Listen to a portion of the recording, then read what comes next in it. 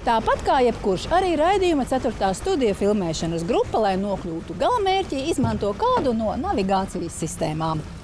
Atradi to adresi, ko es tev iedevu? Navigācijā man tā adrese neatrodas. Neuzrādās. Kas nodod informāciju navigācijas sistēmu uzturētājiem, lai adreses būtu atrodamas.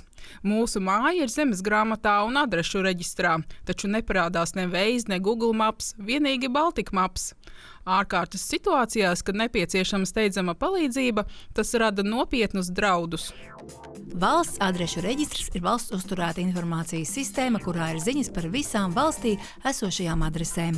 Pašvaldība pieņem lēmumu par jaunajām vai mainītajām adresēm un nosūta informāciju valsts zemes dienestam. Mēnesī tiek reģistrētas aptuveni 600 jaunas adreses, bet 800 līdz 900 adreses tiek mainītas. Mēs īsti nevaram ietekmēt nevienu privātu personu izmantot mūsu datus, bet adrešu reģistra dati jau kopš 2021. gada decembra ir pieejami ikvienai personai atvērto datu portālā, kā arī adrešu dati ir pieejami arī Eiropas ģeoportālā. Tā kā dati ir plaši pieejami jebkuram, tos var izmantot bez maksas.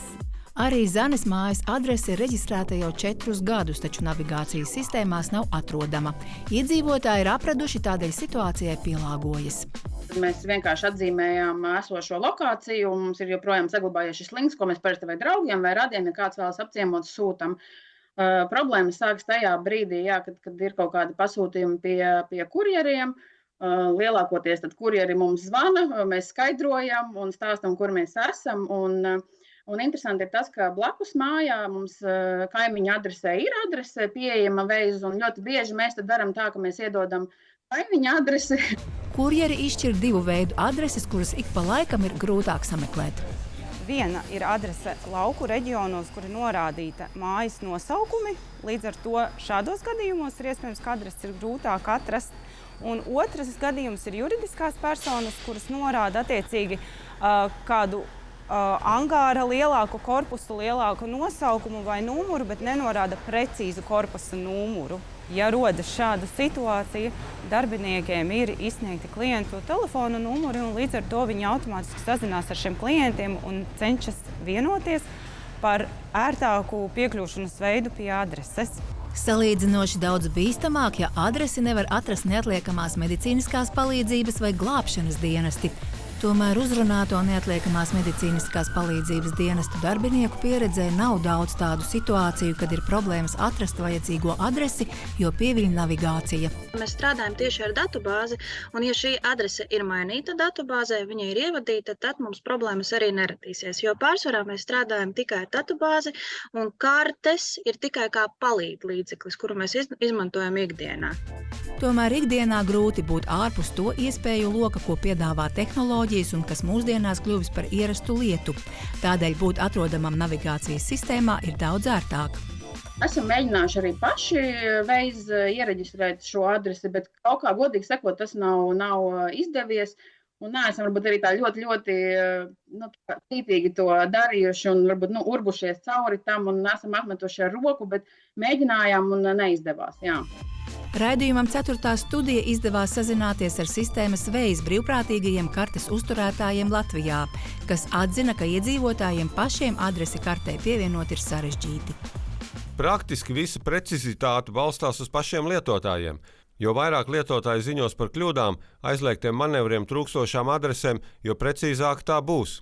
Vislabāk lietotnē ziņot no vietas vai arī rakstot sociālā tīmekļa vietnē Facebook.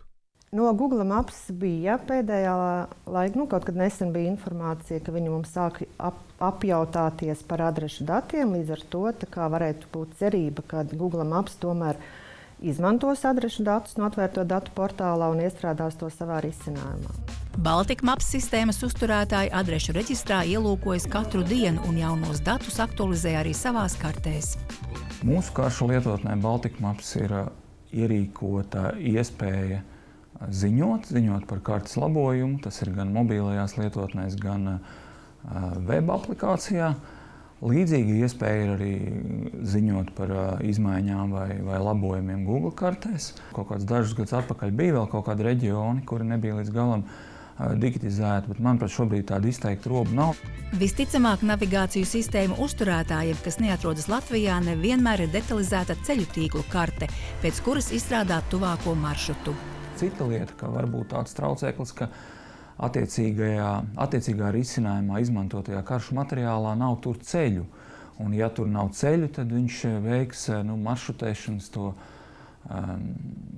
maršrutu veidos uz vienkārši tuvāko punktu, uz kaut kādu tuvākā ceļu. Ja tur nebūs ceļš pie tās mājas, tas var izrādīties varbūt kaut kur pilnīgi sāņus uz kādas šosejas vai uz kādu citu ceļu. Tā kā, protams, detāls ceļu tīkls, īpaši lauka apvidos, tā noteikti ir priekšrocība. Vēl viens eksperta ieteikums no pieredzes pārbaudīt pašvaldībā, vai adrese tiešām ir oficiāli reģistrēta. Jana Vītoļa, Mikola Bastanģijevs, 4. studija.